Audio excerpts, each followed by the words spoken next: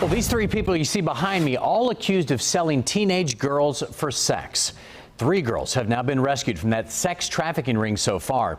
Investigators believe, though, that there are likely more victims out there. Fox 35's Valerie Boy has a warning from detectives tonight. Well, investigators say the battered victim actually ran from a resort along Turkey Lake Road, then went here to Dr. Phillips Hospital for help, and that's when a deputy realized she was a victim of sex trafficking. One of the victims was able to get away, and she went to Dr. Phillips Hospital. These are the suspects. Investigators say Tracy Koger, who also goes by the name of Tracy Murray or Sky, Shayna Bryant, also known as Period, and Tyrell Pons, who has the nickname Gummy. They often use this Quality Inn off I Drive right in the middle of the tourist district as a base of operations. It's awful. I would never think in this area, but I'm sure it goes on everywhere. NBI Director Ron Stucker says the sex trafficking suspects prey on vulnerable teens like runaways or those in foster care or on drugs. Offer to take care of them.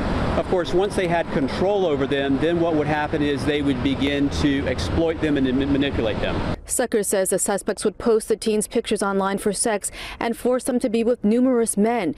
They also use the Quality Inn and Budget Inn off West Colonial Drive, as well as a Motel 6. And so we're hoping that giving the locations, their street names, someone may put it together and say, I know who that person is. I can help with this investigation. When would the red hair look like?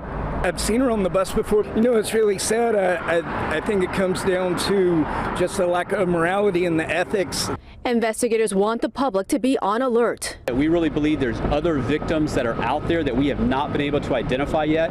Kyle Frey of the Victim Service Center of Central Florida says there's high rates of sex trafficking in Florida, especially with international airports and so many tourists. And it's definitely something we turn a blind eye to. It's happening right in front of us, all around us, especially in just the city. And I asked investigators, how do you spot a victim of sex trafficking? They told me that the teens look usually really scared. They're not allowed to talk, and they usually don't have a cell phone.